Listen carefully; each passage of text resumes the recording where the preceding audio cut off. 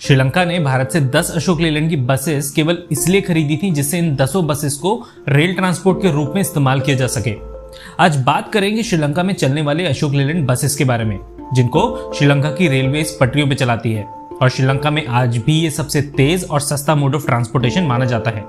कुछ सालों पहले भारत श्रीलंका की मदद करने सामने आया, जिसके अंतर्गत लगभग 2.5 करोड़ रुपए भारत की तरफ से श्रीलंका को इसलिए दिए गए जिससे श्रीलंका में स्थित बटिकलुआ और त्रिनकोमाली को रेल रोड की मदद से जोड़ा जा सके।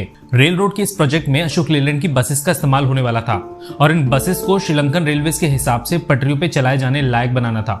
इस प्रोजेक्ट का सबसे पहला उद्देश्य ये था कि बहुत ही कम कीमत में इन दोनों जगह को जोड़ा जाए और इस ट्रांसपोर्टेशन सिस्टम को लोगों के लिए सस्ता और तेज बनाया जाए। 44 मिलियन श्रीलंकन रुपीस में श्रीलंका ने 10 अशोक लेलैंड की बसेस भारत से खरीदी थी और इसके अलावा 22 मिलियन श्रीलंकन रुपए की आर्थिक मदद भारत ने अपनी तरफ से इसलिए की थी जिससे इन बसेस को डीएमयू की तरह बनाया जा सके। इन 10 बसेस से कुल 5 रेल बस बनाई गई और हर रेल बस को 2 अशोक लेलैंड की बसेस को जोड़ के बनाया गया, जिससे डीएमयू ट्रेन की तरह इन रेल बसेस को दोनों तरफ से चलाया जा सके। श्रीलंका में वैसे भी कई सालों से अशोक लेलैंड की बसेस लोकल और इंटरस्टेट यात्रा में इस्तेमाल की जाती हैं और अशोक लेलैंड की बसेस श्रीलंका के लिए काफी भरोसेमंद साबित हुई हैं। और यही कारण है कि इतने साल बीत जाने के बाद भी ये पांचों रेल बसेस अभी भी श्रीलंकन रेलवेज में अपनी सर्विसेज दे रही हैं और इतने सालों बाद भी श्रीलंका के इस रूट पे चाइना की किसी भी रेल बस का इस्तेमाल नहीं किया जाता। भारत से इन बसेस का एक्सपोर्ट तो हुआ, लेकिन इन बसेस को ट्रैक्स पर चलाए जाने के लिए सभी मॉडिफिकेशंस श्रीलंका में किए गए थे और ये काम किया था श्रीलंकन रेलवेज की वर्कशॉप ने, जो श्रीलंका में रत्मलाना में स्थित है।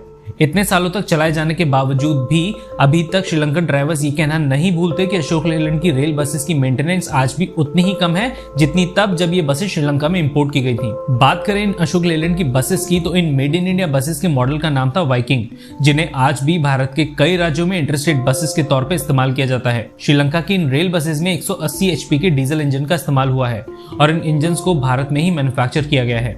हम आपको बता दें कि इससे पहले भी अशोक लेलैंड को 2014 में श्रीलंकन गवर्नमेंट से 2200 बसेस का एक ऑर्डर मिला था और अशोक लेलैंड को मिले इस ऑर्डर को आज भी कुछ सबसे बड़े एक्सपोर्ट ऑर्डर्स में गिना जाता है।